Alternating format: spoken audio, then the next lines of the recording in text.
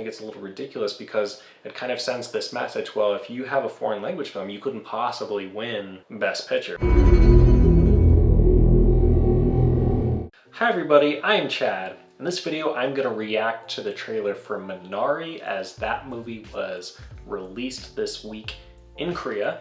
And I'm also going to talk about some of the controversy surrounding Minari here in the United States. So you're going to have to forgive my pronunciation of Minari because I feel like I've heard the American title so many times that I'm now saying it Minari. But I first heard about this movie over a year ago. It was released at the Sundance Film Festival, which is a very famous film festival. It's very close to my house actually, but I was not able to get tickets for it, so I still have not seen the movie. That's actually when I saw the trailer for the film, but I think I've forgotten most of it, although I do remember the main story. Thought it would be fun to react to the trailer, also talk about this controversy. So let's jump right into it, watch the trailer, and we can get some thoughts, reactions on it, go from there.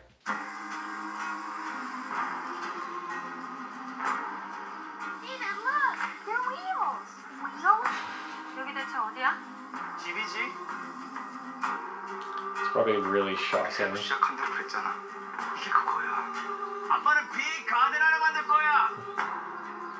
What a wonderful day to be in the house of the Lord. If you're here with us for the first time, please stand.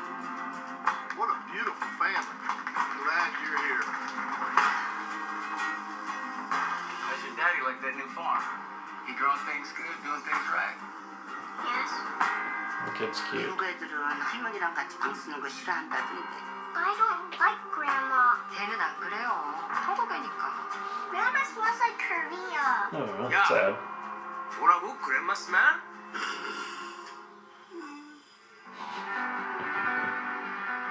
우리 여기 있다가 망할 거야.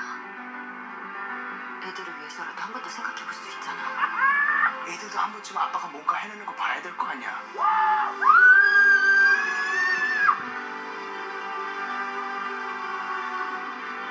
있잖아 이놈아. Oh, 하투. 할머니는 진짜 손을 같지 않아요. 할머니 같은 게 뭔데? 쿠키도 만들고 나토마도 아니고 먼저 캔티도 아니고.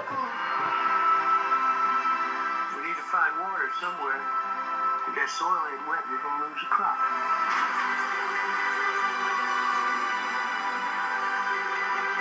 너랑 항상 했던 말 기억나?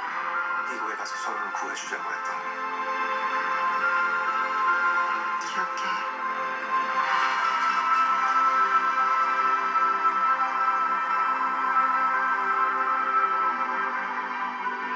어이, 프리티 보이, 프리티 보이.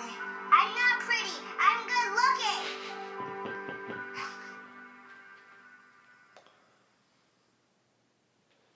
Oh wow, and one thing I just noticed, which is interesting, before I get to the reaction, executive producer Brad Pitt, which is very cool. That was a very well-made trailer. I forgot how good that trailer was. I think it does a good job of conveying the story, conveying the emotion, but not giving away too much. There's still maybe a lot to be known about the movie that we wouldn't know from the trailer. The acting looks very, very good. Very impressed with the grandmother, actually. I think just because so much she reminds me of some of the grandmothers that I knew in Korea. I can see how culturally it's probably tough for a little kid to come to the United States and come to a new country where there's not any Koreans. I mean, it looks like it's a very white area. It kind of looks like southern country. I'm curious what decade this took place, maybe 70s or the 80s, even 90s. I'm not exactly sure. It's kind of hard to tell. But you could see kind of how that conflict of, you know, you've brought this kid to America, he's kind of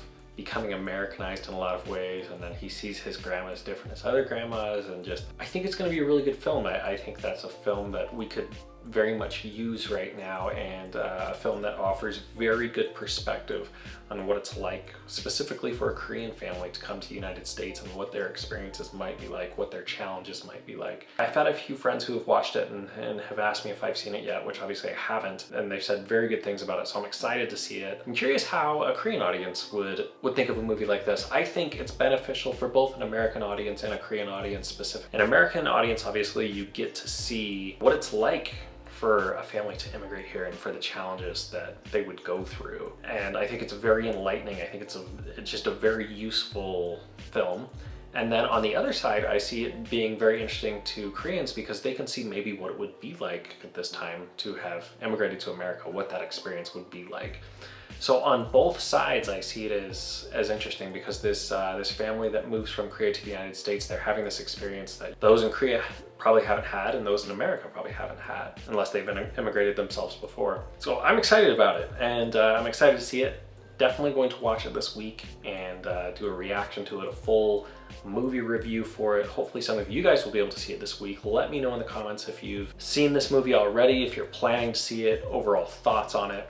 And you may have heard in the news that it actually won Best Foreign Language Film at the Golden Globes. And the Golden Globes is a very, very big deal, very big award show. They cover both movies and TV shows. That is actually where the controversy surrounding Minari comes from. According to the rules of the Golden Globes, if your film has more than 50% of a foreign language in it, then you're automatically in the foreign language film category. But if you're in that category, you are automatically not allowed to be in the category of Best Picture, which is the biggest award of the Golden Globes, which to me is really ridiculous. Because just because a film is in a foreign language, just because this film so happens to be more than 50% in Korean, the Golden Globes rules state that it's not eligible for Best Picture. And I think that is kind of short-sighted. I think it's a little ridiculous because it kind of sends this message, well, if you have a foreign language film, you couldn't possibly win Best Picture, which of course is not true at all. I mean, even last year alone, we learned with Parasite, a film fully in Korean, they were able to win Best Picture at the Oscars. And what's interesting is this has nothing to do with foreign films, but everything to do with foreign language films. So if you had a foreign film, but it was 50% or more in English, then you would qualify for the Best Picture category. And I think that's kind of ridiculous because this is a story about a Korean family coming to America and pursuing the American dream. It's a very American story, so why should it not be eligible for Best Picture at the Golden Globes? And what's interesting is that in 2012, the film that won Best Picture at the Golden Globes was actually a silent film. Basically, what the Golden Globes are saying is that you can win Best Picture if there's no words spoken, but if you speak more than 50% of a foreign language, then you cannot win Best Picture.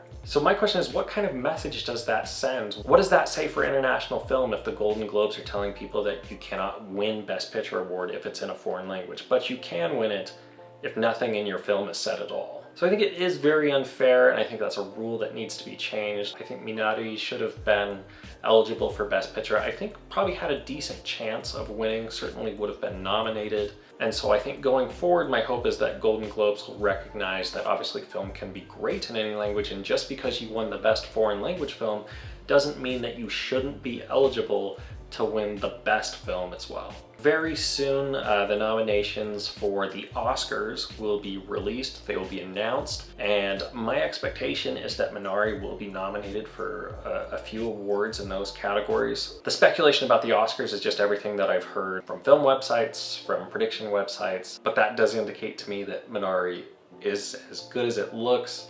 That's what I've heard with friends. I will definitely be watching this week, and I will have a full film review ready shortly after this. And I would love to hear your guys' thoughts if you've seen it yet, if you haven't, if you're planning on seeing it, or thoughts on this type of film and what you've heard about it so far. Thank you so much for watching. I will see you guys next time. Bye.